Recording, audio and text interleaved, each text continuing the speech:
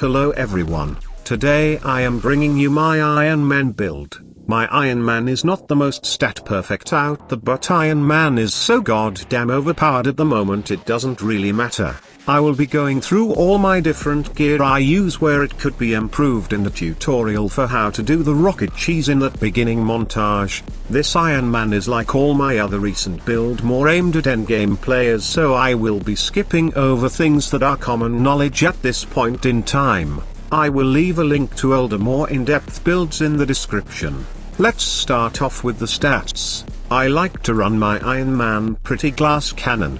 Over 90 resolve and resilience are usually good enough for me, but if you need more just change one of the artifacts. We generally don't need any proficiency because of how easy you can do battery damage. However, I do have a setup that adds 60 when I feel like I need it. Otherwise, we are doing as standard for Iron Man and stacking precision and valor for all that juicy damage. The first piece I like to use is this pretty simple raid gear that gives us Sonic on the signature attacks. Sonic will apply to most enemies with a single signature attack for an easy battery damage follow-up attack. Sonic also helps us regen our intrinsic and heroics, which is especially important on Iron Man.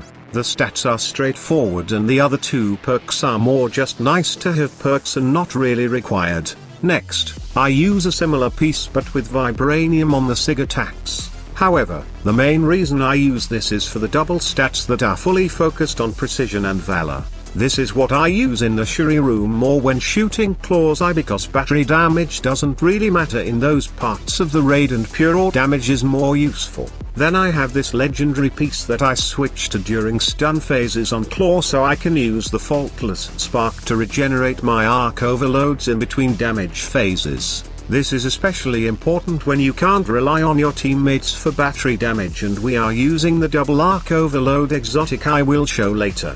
Finally, for the damage phase on claw I like to use this touch-in surge piece. It is a great backup to make sure you can apply shock in case you don't have both your arc overloads ready and to add some extra touch-in surge damage. The touch-in surge is a lot of overkill, but if the rocket cheese ever gets fixed, maximizing the damage of every rocket will be super important. Vibranium rockets are also a must-use against claw, so there is no way to get our damage buff touch-in surge and have vibranium rockets without this piece. It pairs with my first slot too.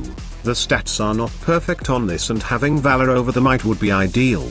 The main thing is our faultless buff and vibranium ranged attacks. Using this with the piece I just showed can let you get your damage buff and touch-in surge off simply spamming signature attacks on the boss. You can start doing this as soon as the stun phase ends against claw, so you are ready as soon as the anti-metal appears. Elite Claw has a massive resistance to any attacks that are not vibranium, so that is a must for fighting him. For any other parts of the game or even the start of the raid I do run my unicorn piece. Once again RNG has done me dirty here and having valor over the might would be preferred, but again this serves its purpose for giving me damage buff and touch-in surge off only ranged attacks. This comes in useful for when you are fighting claw when he is big and can't use your signature attacks on him.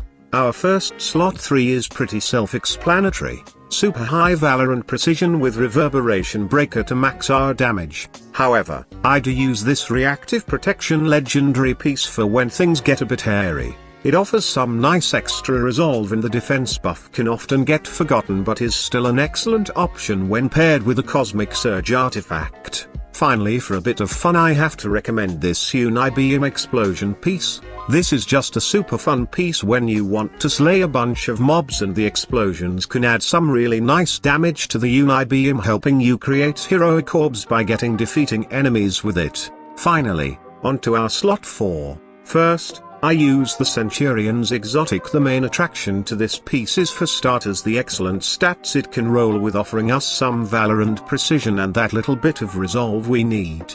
The main attraction is the rampant assistance perk. If you don't know how this works or how good it is, I will leave my video on it in the description, but to keep this short, it gives you a crazy high amount of heroic energy when overcharged. So, I usually activate my arc overload, then take down some enemies with my uni beam to create some orbs and collect them before my arc overload runs out, and rinse and repeat for infinite heroics. This unfortunately is no longer in the game, so if you have it, congratulations, and if not, I am sorry. However, fear not, as the new version of it is just as strong if not stronger. This one I am using does not have the perfect stats, and switching once again I have might where I do not need it. I will be farming another version of this that has resolve instead of might like the previous version. This piece is nuts. Iron Man can generally not apply shock to claw using his arc overload if you just use one, so having two from this piece allows you to do it like you saw in the beginning intro.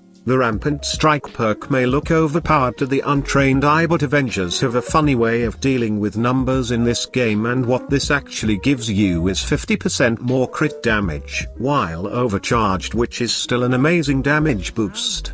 Artifacts are pretty standard, a triple precision and a triple valor. I do also mainly run this cosmic surge artifact to add some extra proficiency and add some much needed healing to Iron Man when not fighting bosses. I am not going to go over the skills, please just pause the video if you want to see what I am using, but most of it is pretty self-explanatory. Finally, the rocket cheese, let's go over how to do it. It's actually pretty simple, you just need to switch from your rockets to a different weapon really fast while shooting. It's hard to move and do this at the same time unless you are some master of using a claw grip or a PC player, so try to get set up and use your shield to stop yourself getting hit while using it. As always, thanks for watching, and if you have any questions, be sure to leave them in the comments below or join my Discord and ask them there. It's also a great place to get help from me and my community on builds and getting into teams for the raid.